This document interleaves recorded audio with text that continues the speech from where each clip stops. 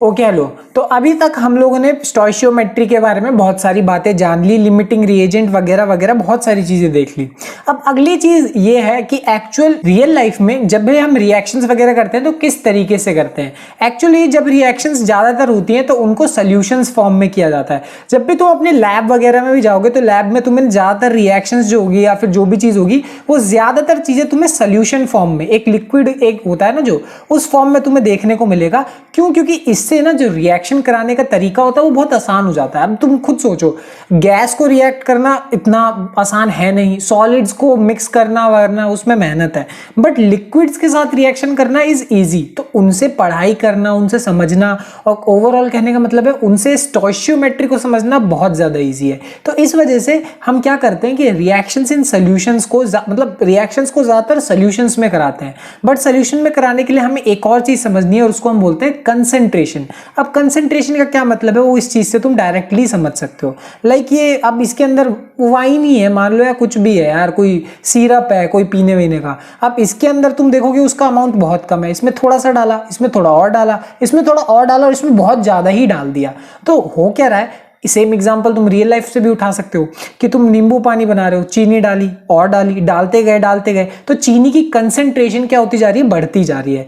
तो अगर मैं नींबू पानी पी लूंगा, बोलूंगा बहुत ज्यादा चीनी है, बहुत कम चीनी है, सही चीनी है, तो ये हो गया रियल लाइफ में। बट हम जब एक्चुअल में सोल्यूशन वगैरह करेंगे तो ऐसे तो बोल नहीं सकते कि कंसंट्रेशन ज्यादा है कम है, सिर्फ ये बोलने से काम नहीं चलेगा, हमें एक प्रैक्टिकली एक नंबर शो करना पड़ेगा कि हाँ ये एक नंबर है, इस नंबर के साथ लेके चलो और ऐसे मैं कंसंट्रेशन को रिप्रेजेंट करूंगा।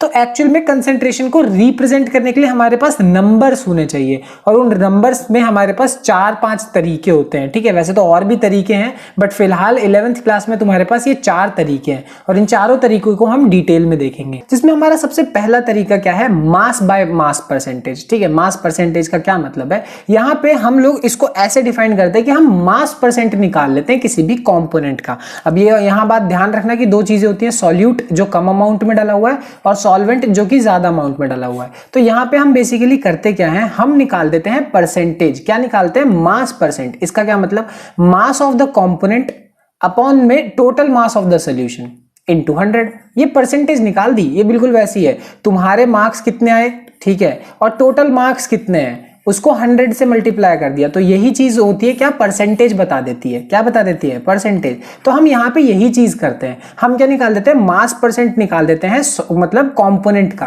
कंपोनेंट मतलब जो चीज हमने मिक्स करी है। एग्जाम्पल के तौर पे सबसे इजीएस्ट एग्जाम्पल इसका देखो, क्या है कि मान लो तुम्हारे पास 10 ग्राम ग्लूकोज है। ठीक है, ग्लूकोज पाउडर तुम्हारे पास 10 ग्राम है, जरूरी नहीं है ग्लूकोज लो, नमक उठा लो, कोई दिक्कत वाली बात नहीं है। 10 ग्राम प्रेजेंट है, उसको तुमने मिक्स किया 90 ग्राम पानी में। ठीक है, 10 ग्राम के ग्लूकोज को 90 ग्राम पानी में मिक्स किया, टोटल बनेगा क्या, 100 ग्राम का सोल्यूशन बनेगा। टोटल जो बनेगा, सॉल्यूट प्लस सॉल्वेंट, टोटल बना वो 100 ग्राम का बनेगा। अब यहां पे अगर तुम परसेंटेज निकालोगे तो वही परसेंटेज कैसे आएगी, 10 मतलब मास ऑफ ग्लूकोज अपॉन में 100 टोटल उस सोल्यूशन का। इसका नहीं लिखना, इसका मत रखना, रखना है टोटल सोल्यूशन का। ये है सॉल्वेंट, सॉल्वेंट का मत रखना, ध्यान रखना। कम अमाउंट वाले को बोलते हैं सॉल्यूट, ज्यादा अमाउंट वाले को सॉल्वेंट, और दोनों को मिक्स करने के बाद जो बनता है वो सॉल्यूशन। तो ऊपर हमें रखना है सॉल्यूट का मास, तो 10 रखा, नीचे सॉल्यूशन का मास जो कि 100 रखा और 100 से मल्टीप्लाई कर दिया। फाइनली कितना आ गया, 10% आ गया।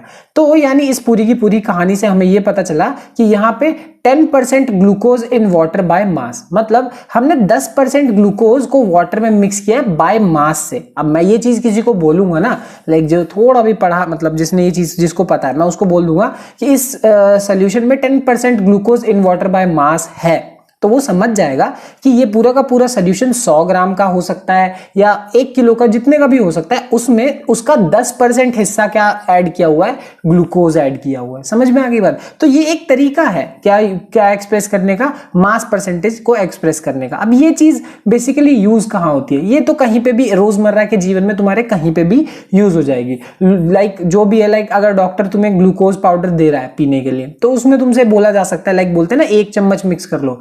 अब वो तुमसे परसेंटेज नहीं बता सकते, इसलिए वो बोलते हैं 1 चम्मच मिक्स कर लो। समझ में आ गई बात? तो ये तो रोजमर्रा के जीवन में तुम्हें आराम से देखने को मिल जाएगा। तुम रसना मिक्स करते हो ना पानी में, रसना होता है या वो जो भी पाउडर्स होते हैं, उनको भी मिक्स करने का यही तरीका होता है। लाइक कोई प्रोटीन शेक बना रहे हो तो उसमें पाउडर डाल रहे हो, तो कोई सी भी चीज हो गई, इनमें जो हम तरीका वो यूज करते हैं वो यही है कि हम पूरे के पूरे उसमें सोल्यूशन में इतना हम क्या करेंगे, हमारा ये चीज को क्या करेंगे, ऐड करेंगे। और ये तरीका बहुत यूज कर सकते हैं, रियल लाइफ में तो बहुत यूज होता है और बहुत ही क्या है, इजी भी है। ठीक है। और कमर्शियल लेवल पे अगर इसका यूज देखोगे तो कमर्शियल लेवल पे तुमने वो, अगर तुम्हारे घर में ब्लीच अगर पड़े हुए हो तो चेक करके देखना कभी, उनके बैकग्राउंड में ना कुछ इस तरीके से लिखा हुआ होता है। अब यहाँ पे देखो, ये जो परसेंटेज लिखा है ना 1.84 98 पॉइंट, ये चीज क्या दिया हुआ है, ये परसेंटेज बता रहा है कि इस चीज का पूरे सोल्यूशन में इतना परसेंट है। वो ये एक तरीके से मास परसेंट ही बता रहा होता है। और तुम्हारे घर में ब्लीच वगैरह होंगे ना, उसमें जाओ तो तुम चेक कर सकते हो, जो भी शैम्पू वगैरह होता है उसके बॉटल में चेक करके देखना, उसके बैकग्राउंड में पक्का ऐसा लिखा हुआ होगा। तो वो यही बता रहा है। वो क्या बता रहा है,